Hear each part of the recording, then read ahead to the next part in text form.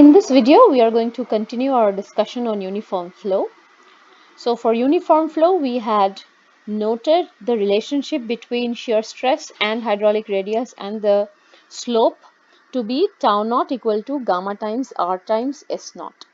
Now here for uniform flow, the frictional resistance is exactly balanced by the component of the weight of the fluid.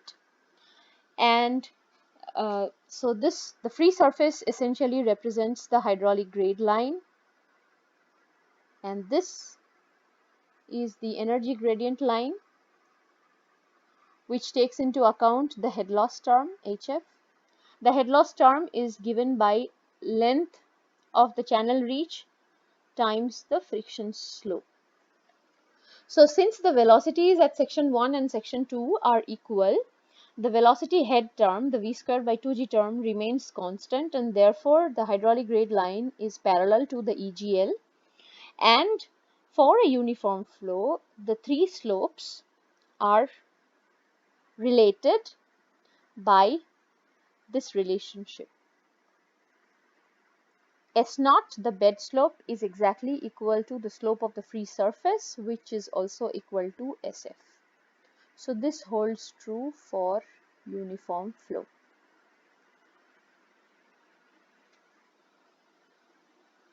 Now let's see how we can arrive at those resistances for uniform flow.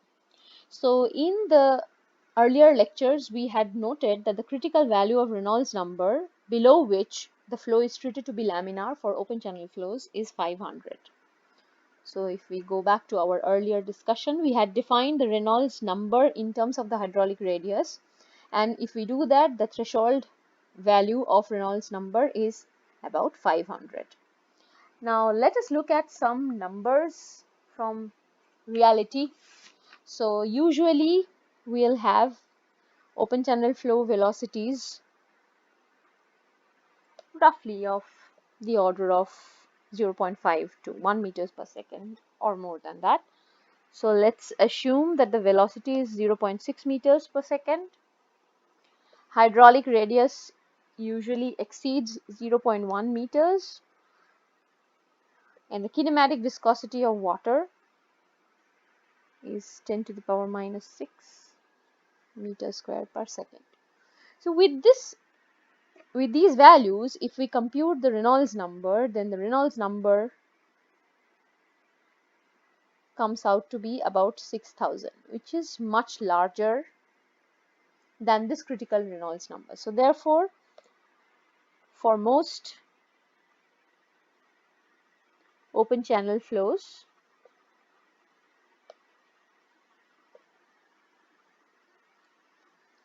the flow is turbulent, which means that viscous effects play little role.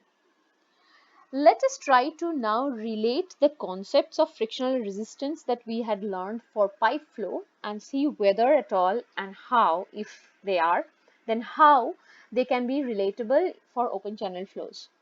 We know from Darcy-Weisbach equation that the head loss is given by FLV square divided by 2G D, where D is the diameter of the pipe. So this is for pipe flow. And F is Darcy's friction factor. Now we had noted earlier that the hydraulic radius can be related to the diameter of the pipe by R equals to D by 4, this relationship. So if we plug that in, what we have is HF is FLV square by 8 times G times R. And we just noted that HF is given by L times SF. So if you plug that in here, so this is equal to L times SF, and this gives us SF is equal to FV square divided by 8GR. And we are interested in arriving at the relationship for velocity. So rearranging the terms, what we see is that the velocity is given by square root of 8g by f divided by r times sf. And if you have the Reynolds number really large, then from pipe flow, in the Moody's diagram for pipe flow, we had noted that the friction factor depends on Reynolds number as well as the relative roughness. However, when the Reynolds number is really large in this range, here we see that the friction factor is independent of the relative roughness, and it's independent of the Reynolds number, and it depends only on the relative roughness. So here F for large Reynolds number depends on roughness, surface roughness characteristics, roughness height. So therefore, it can be, for a given roughness, it can be treated as a constant. So for a given roughness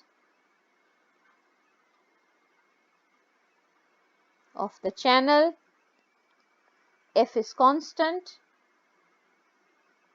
and if we use this, then we can denote Hg by F, square root of Hg by F, to be this constant C, where the term C is called Chezy's roughness coefficient.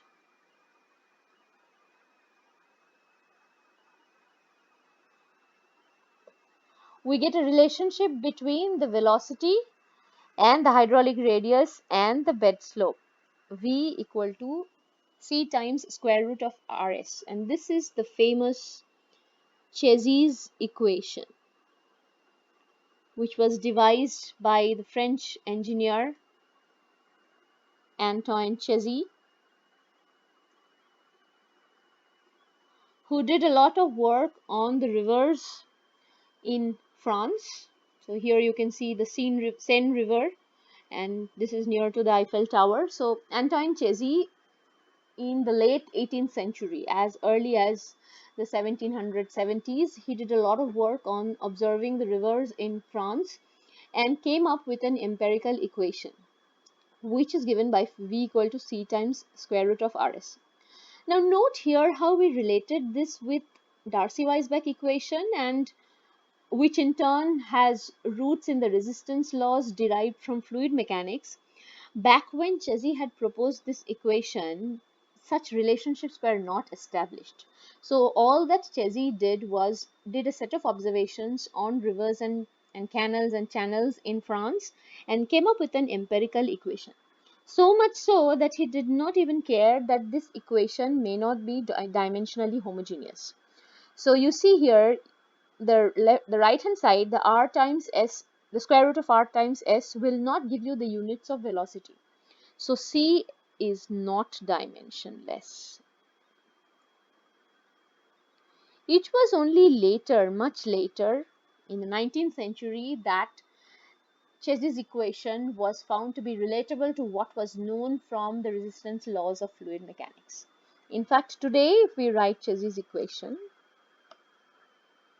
we are going to use the gravity term. So we write it like this: C divided by root G times square root of GRSF. Now this square root of GRSF is nothing but U star, which is the shear velocity.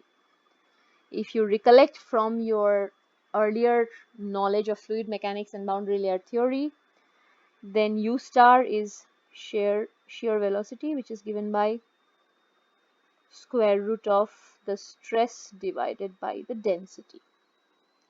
So in today's day, we would write Chezy's equation in this form. In the next video, we are going to discuss more on uniform flows. See you.